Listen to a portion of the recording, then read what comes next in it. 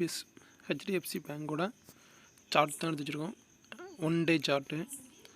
இதில் என்ன அப்படின்னா, ஒரு சப்போர்ட்டு, ஒரு நல்ல சப்போர்ட் இருக்குது. அதுக்கப்புறம் ஒரு நல்ல ரெசிடென்ஸ் இருக்குது. ரெசிடென்ஸுங்கிறது 1717 கிட்டத்தட்ட ஒரு 5 டைம் டச் ஆகிருக்கு. 1 2 3 4 5 டைம் டச் ஆகி மார்க்கெட் கீழே வருது. கீழே வந்தால் கீழே ஒரு சப்போர்ட் இருக்குது. ஆக்சுவலாக அதில் 3 டைம்ஸ் டச் ஆகிருக்கு. 1305 3 டைம் டச் ஆகிருக்கு. இப்போ மார்க்கெட்டு மேலே டச் பண்ணி அகைன் கீழே வருது. நம்ம இப்போவும் பை பண்ணலாம்.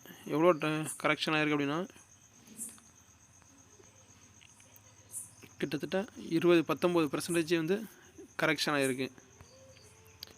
இன்னும் மார்க்கெட் கீழே இறங்குச்சுன்னா அகைன் 1305 பை பண்ணலாம். இப்போவும் பை பண்ணலாம். அதுக்கப்புறம் 1305 பை பண்ணுறவங்களும் பை பண்ணலாம். இது ஒரு நல்ல ஸ்டாக்கு, குவாலிட்டியானது. எந்தெந்த அளவுக்கு கரெக்ஷன் கொடுக்குறாலும் அந்த அளவுக்கு மார்க்கெட் வந்து மேலே போகும்.